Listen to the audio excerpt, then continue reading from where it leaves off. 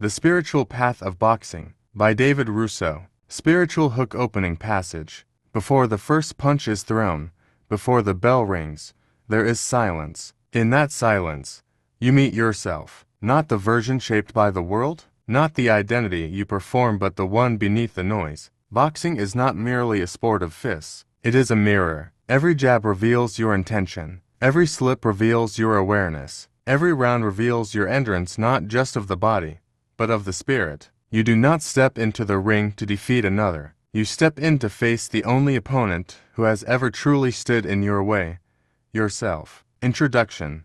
The Many Paths. One truth. I have walked through many martial arts traditions, both internal and external, from systems rooted in stillness and breath, to those forged in speed, impact, and force. Each style carried its own philosophy, yet beneath them all, I began to see the same truth emerging. Movement is not just physical, it is spiritual. From these paths, I gathered not just techniques, but understandings. I began to see how the mechanics of combat reflect the mechanics of life. The jab is not just a strike, it is intention. The cross is commitment. The hook is adaptation. The slip is awareness. The bob and weave is humility in motion. Training became more than repetition, it became meditation. The speed bag taught me continuity and unbroken rhythm of presence. The heavy bag became a focal point, where all scattered energy gathers into one moment of expression. Jumping rope and running became moving meditations, each step a reminder of breath, timing, and flow. The ring itself became a sacred space, a place where boundaries are tested, where distance is understood, where the mind tries to wander but must be brought back. Because in boxing, as in life, your greatest danger is not your opponent. It is losing alignment with yourself. This audiobook is not about fighting others. It is about understanding the deeper fight, the one within, and learning how to move through it with awareness, discipline, and spirit. Chapter 1. The Stance, Grounding the Spirit. Before you throw a punch, before you move, before you even think about engaging, you must learn how to stand, not just physically but internally, because your stance is more than foot placement. It is a declaration. It is the position from which you meet the world. When a fighter steps into the ring, the first thing revealed is not their speed or their power. It is their balance. Are they steady or uncertain, rooted or drifting, present or already overwhelmed? Your stance answers these questions before a single exchange begins. And life is no different. Every day, you are standing somewhere within yourself, sometimes grounded clear in who you are, unmoved by pressure, other times scattered, pulled in different directions, reacting instead of responding. A weak stance in boxing can be seen immediately. The feet are too close, or too wide. The weight leans too far forward, or falls too far back. There is tension where there should be ease, and looseness where there should be structure. The result? You are easily pushed, easily shaken, easily broken. Spiritually, this is what happens when you do not know where you stand. When your values shift with every opinion, when your identity depends on approval, when your center is not truly your own, you become reactive, and anything reactive is unstable. But a strong stance is different. It is not rigid, it is not stiff, it is alive. There is structure but also fluidity. There is grounding but also readiness. Your feet connect you to the earth. Your spine rises with quiet confidence. Your hands are held with intention, not aggression.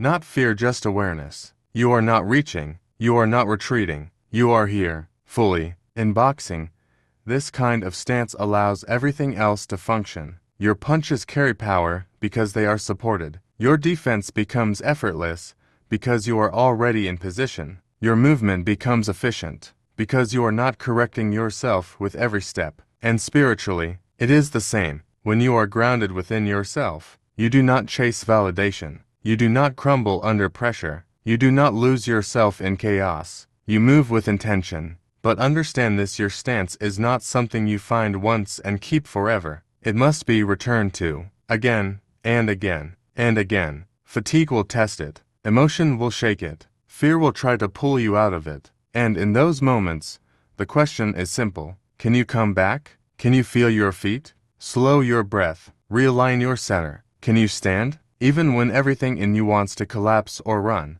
This is the practice, not perfection. returning, because no matter how skilled you become, no matter how strong, how fast, how experienced, if your stance is lost, everything else follows.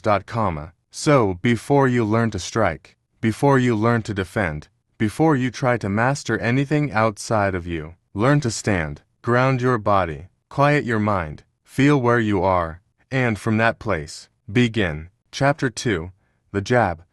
Intention and Clarity. The jab is the first language of boxing. It is not the most powerful punch. It is not the most dramatic, but it is the most revealing, because the jab tells the truth about you. Before combinations, before exchanges, before chaos unfolds, there is the jab. Simple, direct, uncomplicated, and yet, many struggle with it, not because it is difficult to learn, but because it requires something most people avoid: clarity. A jab without intention is just movement. A jab with hesitation is easily ignored. A jab thrown without presence has no impact. And spiritually, this is how many people move through life. They act but without direction. They speak but without conviction. They reach but without knowing what they are reaching for. The result: energy is spent, but nothing truly lands. But a true jab is different. It does not ask for permission. It does not overextend. It does not doubt itself halfway through. It goes straight from where you are to where it needs to be, and then it returns. This is important, because the jab is not about force, it is about precision. It teaches you how to initiate without losing yourself, how to engage without overcommitting, how to touch the world and still come back to center.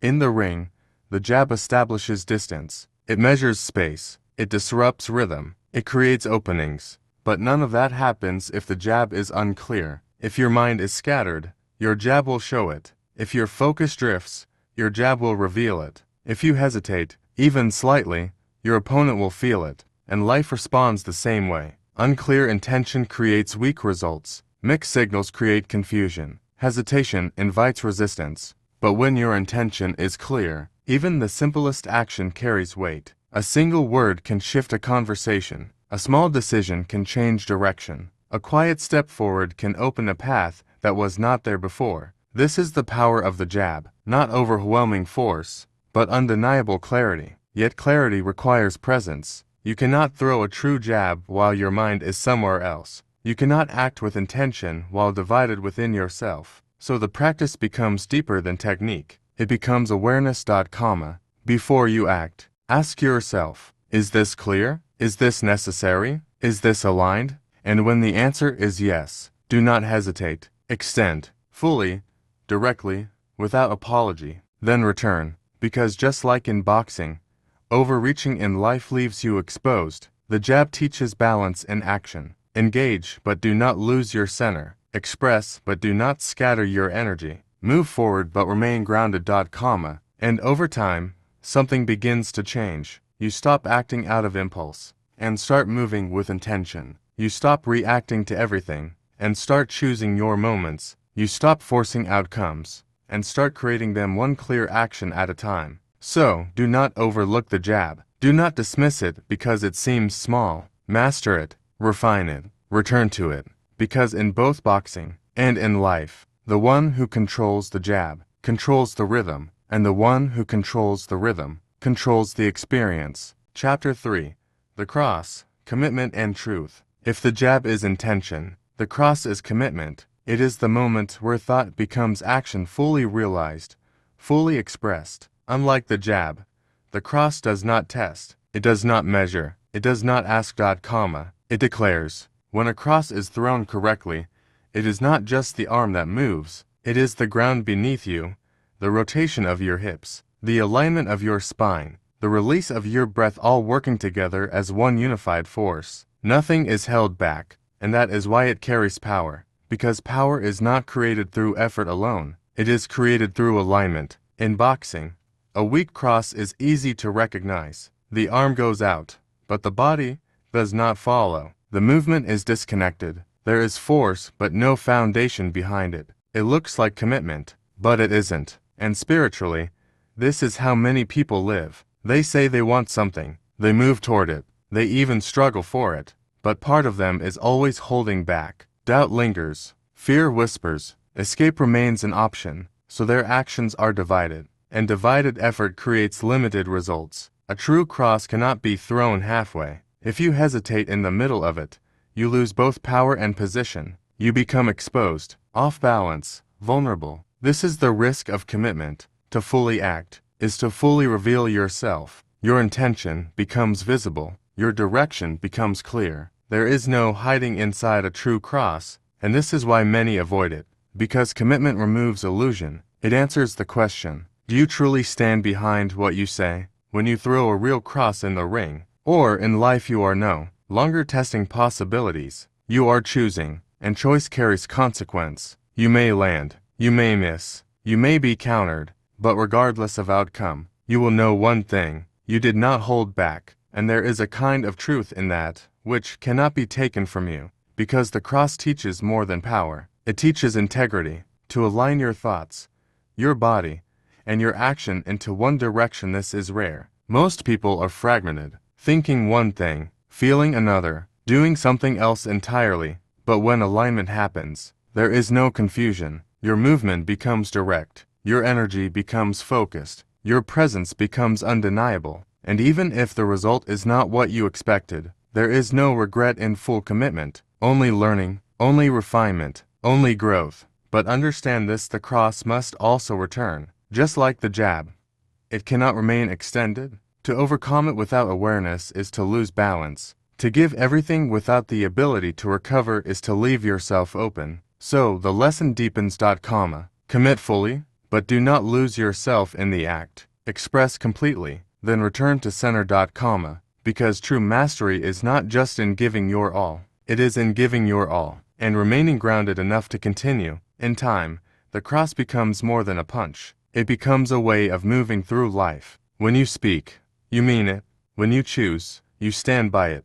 When you act, you do so without hesitation, not recklessly, but clearly, fully, truthfully. So, when the moment comes, when hesitation rises, when doubt begins to creep in, ask yourself, am I holding back? And if the answer is yes, realign, root yourself, and when you move, move with everything behind you. Because in both boxing and in life, half commitment creates fragile results, but full alignment creates undeniable force. Chapter 4: The Hook. Adaptation and Perspective. If the jab is direct, and the cross is committed, the hook is something else entirely. It does not travel in a straight line. It does not announce itself the same way. It moves along a curve, arriving from an angle you did not expect, and that is why it lands. In boxing, the hook is not just a punch, it is a shift in perspective. Because not everything in the ring comes straight at you, and not everything in life does either. We are taught to look forward, to anticipate what is in front of us, to prepare for what we can see. But some of the most defining moments come from the side, unplanned, unseen, uninvited. A sudden change, a loss, an opportunity disguised as disruption. And if you only know how to move in straight lines, you will miss what is trying to reach you, or worse, you will be caught off guard by it. The hook teaches you to think differently, to generate power without distance, to create impact within close range, to move not just forward but around.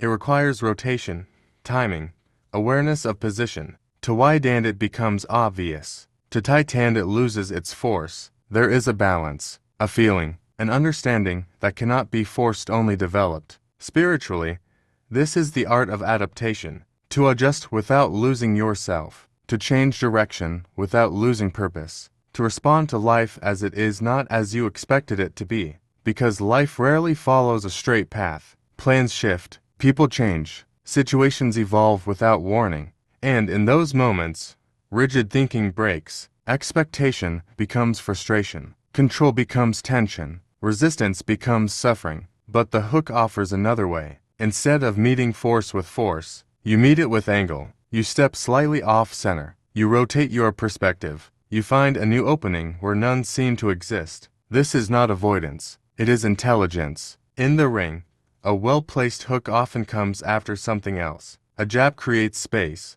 A cross draws attention. And then the hook arrives where the guard is no longer prepared. Timing, sequence, flow, and life moves the same way. What seems like a setback may be setting up an opening. What feels like an ending may be creating a shift. What appears as chaos may carry hidden structure, but you will only see it if you are willing to look from a different angle. The hook asks you, can you let go of the need for everything to be direct? Can you trust movement that is not linear? Can you adapt without losing your center? Because adaptation is not weakness. It is awareness in motion. It is the ability to remain grounded, while allowing life to move around you, to rotate without collapsing, to adjust without panicking, to strike when the moment reveals itself, not when you force it. And just like every other movement, the hook must return. You do not stay extended. You do not chase the moment beyond its timing. You act and then you come back to yourself. Again, and again, and again, until movement becomes natural, until perspective becomes fluid,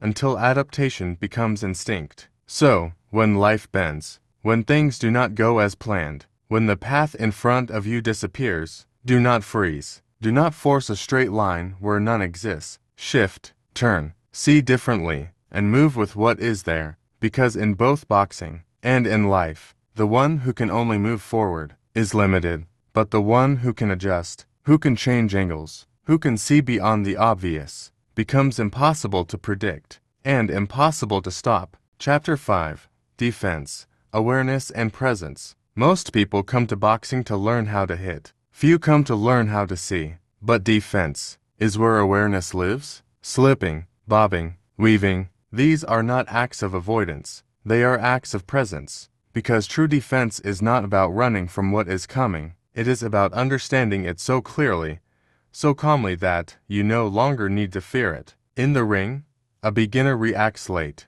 The punch is already halfway there before they move. Their body stiffens. Their breath shortens. Panic takes over. They try to escape, but they are already behind the moment. And this is how many people move through life. Something happens unexpected, uncomfortable, and the reaction comes after the impact. Words are said in haste. Decisions are made in emotion. Energy is scattered trying to undo what has already landed. This is not awareness. This is reaction. But a seasoned fighter moves differently. They are not faster because of their body alone. They are faster because they are present. They see the shoulder shift. They read the weight transfer. They feel the rhythm change. And before the punch fully arrives, they are already gone. A slight slip, a small turn of the head, a subtle bend of the knees. No wasted motion. No panic. Just timing. This is what awareness looks like in motion. Not dramatic, not forced, precise. Spiritually, defense is the ability to remain conscious under pressure, to notice what is arising internally and externally without immediately becoming it. Anger appears, but you do not become anger. Fear arises, but you do not collapse into fear. Pressure builds, but you do not lose your center. You see it, you feel it, and you move accordingly. This is presence, because most harm does not come from the initial impact. It comes from the reaction that follows. A single moment of awareness can prevent a chain of unnecessary suffering. A single breath can create space where there was none. A single conscious movement can shift the entire outcome. But this requires practice. You cannot access presence only when things become difficult. It must be trained, in the small moments, over and over again. In boxing, defense is repetition. Slip, return, bob, reset, weave, realign, again, and again, and again, until the body understands what the mind no longer needs to think about. And in life, it is the same. Pause, observe, respond, not perfectly, but consistently, because presence is not about never being touched. Even the greatest fighters get hit. The difference is, they do not stay there. They do not unravel. They do not lose themselves in the moment. They absorb, adjust, and return. This is true defense. Not invincibility, but resilience through awareness. So, when pressure comes, when something unexpected enters your space, when the moment feels too fast, too heavy, too overwhelming, do not react immediately. See, breathe, feel where you are, and then move. Even if the movement is small, even if it is simply choosing not to respond right away. That is defense. That is awareness. That is presence. Because in both boxing and in life, you cannot control every strike that comes toward you, but you can control how you meet it, and the one who remains aware remains free. Chapter 6.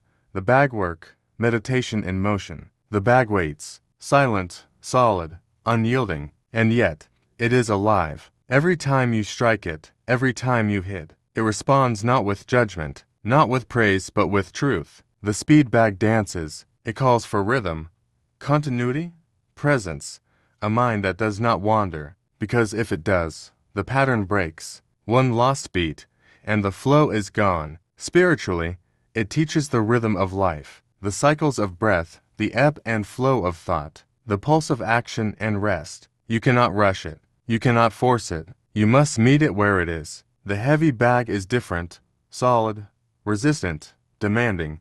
It takes your energy fully or it pushes you back. To hit it effectively, all of you must move together.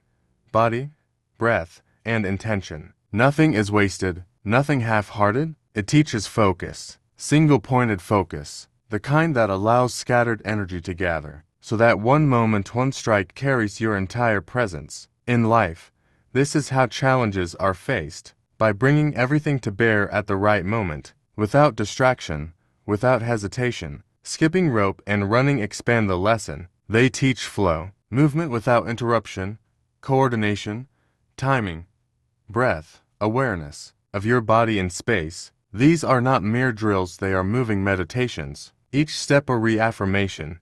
You are here. You are present. You are alive. Bag work is repetition, but it is not mindless. It is disciplined attention. Each strike is an opportunity to notice yourself, your tension, your breath, your rhythm. Every miss is feedback, not failure. Every recovery is a lesson in resilience. And then there is the silence between strikes, the pause, the reflection. This is where the mind settles, where insight emerges, where you begin to see that the bag is more than an object. It is a mirror. It reflects not just your strength, but your focus, your patience, your clarity. In the ring, and in life, you will face resistance. You will encounter obstacles that do not yield easily, but the bag shows you the way. Persistence, rhythm, alignment, presence. Strike with awareness. Move with attention. Return to center after each action. In the end, bag work is training the mind as much as the body. It teaches continuity in motion,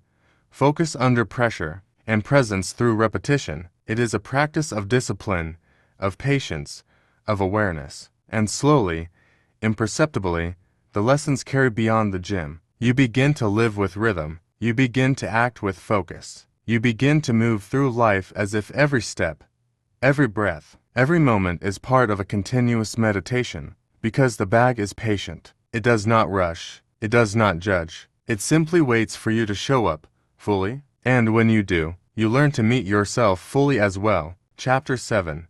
The Ring, Boundaries and Space. The ring is a square, but it is more than that. It is a space of discipline, of attention, of truth. When you step inside, everything changes. The world outside disappears. Only the floor beneath your feet, the ropes around you, and the space you occupy remain. In boxing, space is everything. Distance, timing, positioning, they determine not just your success, but your survival. Step too close, and you are vulnerable. Step too far, and you cannot reach. Move too fast, and you lose balance. Move too slow, and opportunity passes. Spiritually, the ring is the space of your life. It is the boundary of what you allow, and the territory you claim. It is where you learn how to respect yourself and respect others, knowing your limits, knowing your reach, knowing where to step in and where to step back is the essence of awareness. Not everyone deserves your energy. Not every challenge requires your full force. Not every intrusion should disturb your center. The ring teaches discernment. It shows you that engagement is a choice,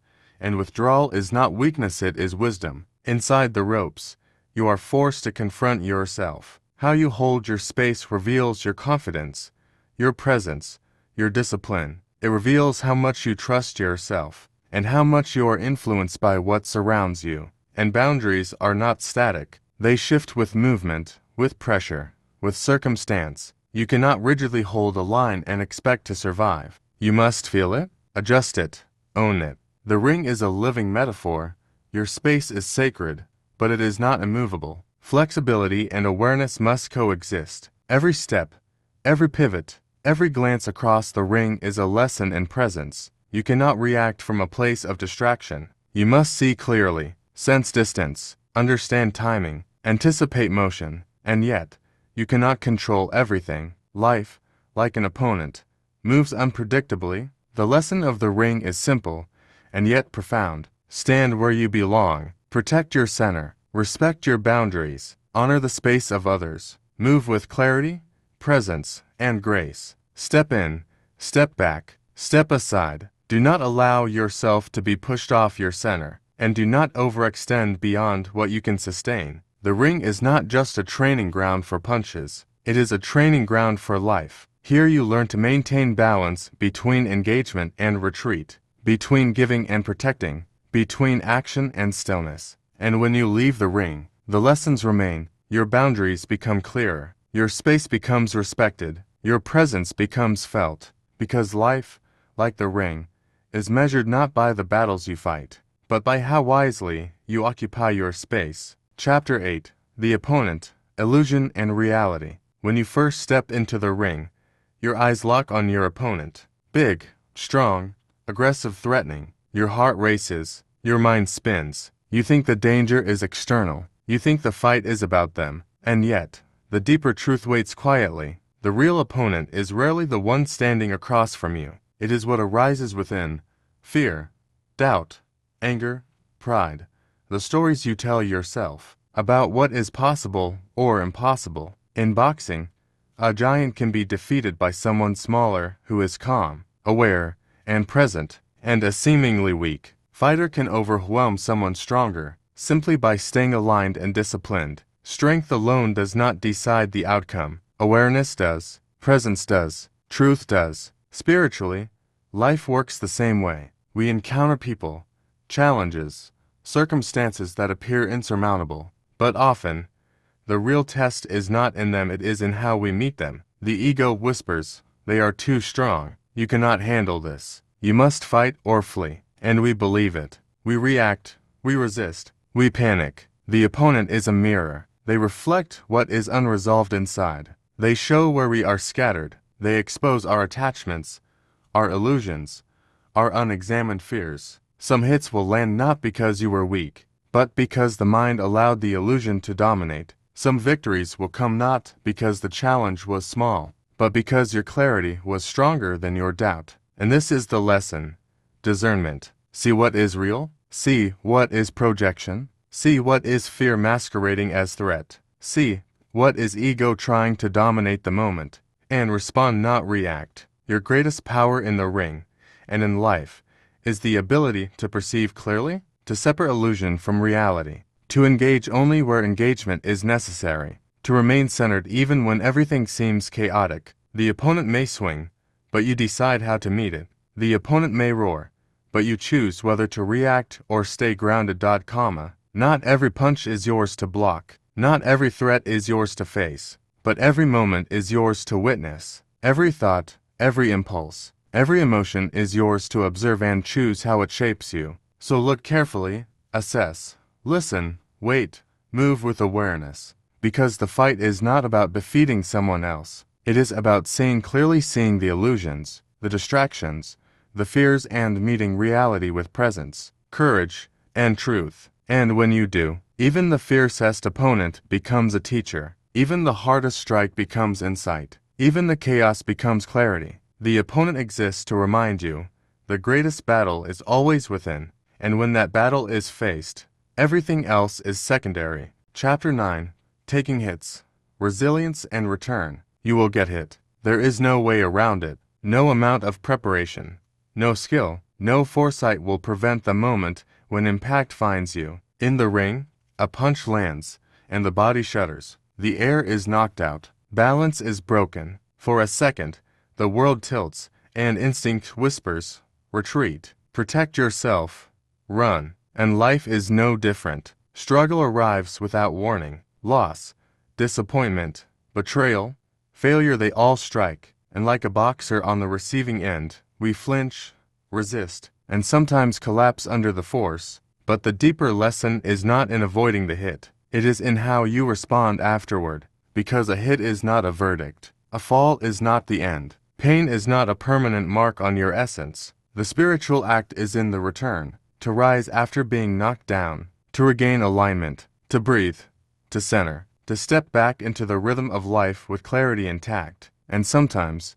the way forward comes from below the uppercut, a strike that rises from your center, drawing strength from your roots, your stance, your breath. Spiritually, it is the act of transforming impact into upward momentum, turning adversity into opportunity, and using what has struck you to lift yourself higher than before. The uppercut teaches that recovery is not just about returning to what was, it is about rising toward what can be. This is resilience. And it is not about pretending nothing hurt. It is not about denial. It is about presence. It is about acknowledging the impact, learning from it, and reclaiming your ground. A boxer who fears every hit cannot fight well. They are rigid, reactive, unsteady. But one who understands how to absorb the blow, who knows how to return to stance, moves with grace and efficiency. Their mind remains calm, their focus intact, their spirit unbroken. Spiritually, taking hits works the same way. Life will strike, but your essence does not have to shatter. You are not defined by what lands on you, but by how you rise afterward. Resilience is cultivated through experience. Each setback is a teacher, each fall a reminder of impermanence, each challenge an opportunity to practice the art of returning to center. The world will test you, people will disappoint you, circumstances will overwhelm you, but these are not punishments. They are mirrors showing where strength must deepen, awareness must expand, and patience must grow. The key is not to resist every impact, but to meet it consciously, feel it, understand it, then let it pass, returning to your stance, your breath, your presence. This is the rhythm of life. Strike, be struck, rise, move again. And in that rhythm, your spirit becomes uncheckable, your clarity becomes unbreakable. Your center becomes untouchable, because it is not the hits that define you. It is your refusal to stay down. It is your commitment to return. It is your unwavering presence, no matter how many rounds life throws at you. Chapter 10. The Ego, the Final Opponent. You have faced many opponents in the ring, stronger, faster, unpredictable. You have dodged punches, adapted to angles, and returned to center after every hit. And yet, the greatest opponent is not across from you. It is within. The ego. It whispers in your victories. You are superior. You are entitled. It murmurs in your losses. You are weak. You are inadequate. It demands. It reacts. It insists on control, recognition, and dominance. In boxing, the ego shows up every time you take a step too far, swing too hard, or let pride guide your movement. It convinces you to overreach, to attack unnecessarily, to ignore awareness in favor of image. Spiritually, life's ego works the same way. It masks fear as arrogance, attachment as certainty, and reaction as wisdom. It tells you that the world is against you, or that you must prove yourself to be seen. It separates you from presence, from clarity, from truth. The challenge is simple and brutal. You cannot defeat it by force. You cannot strike it down. You cannot outrun it. Ego must be recognized, understood, dissolved, not crushed. When you step into the ring of your own mind and see the ego clearly, you begin to notice its patterns, its impatience, its comparisons, its insistence that outcomes define your worth. And in seeing it,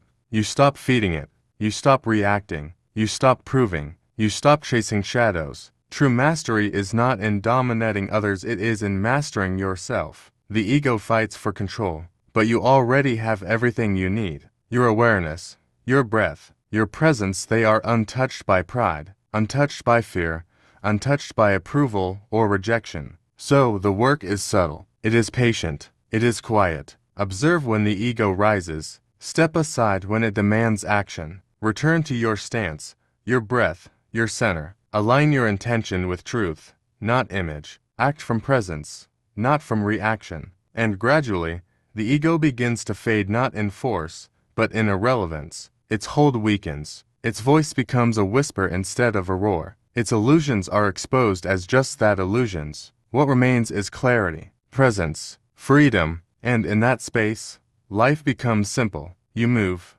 you act, you speak not for recognition, not for domination, not for control, but because it is necessary, because it is aligned, because it is true. The final opponent is never knocked out with fists. It is dissolved through awareness. Through alignment, through surrender to the present moment. When the ego fades, you are no longer fighting, you are simply awake, and that is the ultimate victory. Conclusion: the bell never rings for the spirit. The rounds end, the bell sounds. You step back, breathe, recover, but the fight does not end, because the ring is not only a square of canvas and ropes, it is a reflection of life. Every lesson learned within it carries beyond the gym. Every strike, every slip, every return to center becomes a guide for how to move through the world.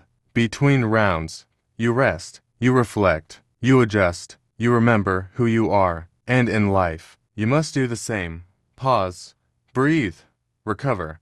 Do not mistake constant motion for progress. The spirit requires attention, not just action. There is always a referee, if you choose to listen, a higher awareness, guiding your choices, reminding you of the rules. Act with integrity. Do not harm unnecessarily. Do not lose yourself in the moment. These are not limitations, they are safeguards for your alignment. You will be tested. You will be pushed. You will encounter moments that seem overwhelming. Pain may visit the body. Struggle may visit the mind. But the essence of who you are, the core of your spirit, remains untouched. You are not measured by the battles you win or lose. You are measured by your presence, your clarity, your ability to return to center after every blow, every disappointment, every unexpected challenge. The journey is not to defeat another. It is to awaken yourself, to remain conscious, aligned, and awake, no matter how chaotic the rounds become. Each movement, each breath, each choice, these are your true victories. The bell may ring to signal the end of a round, but it never rings for the spirit. There is no final moment where awakening is complete. There is only practice, presence, alignment, awareness. Step into your life as you step into the ring, with intention, with clarity, with humility, and with courage. Move with rhythm, protect your center, adapt to what arises, face your internal opponent, and return again and again to the truth of who you are. Because in the end, the greatest fight is never outside, it is inside. And when you meet it fully, you are not just a fighter. You are awake, you are present, you are free.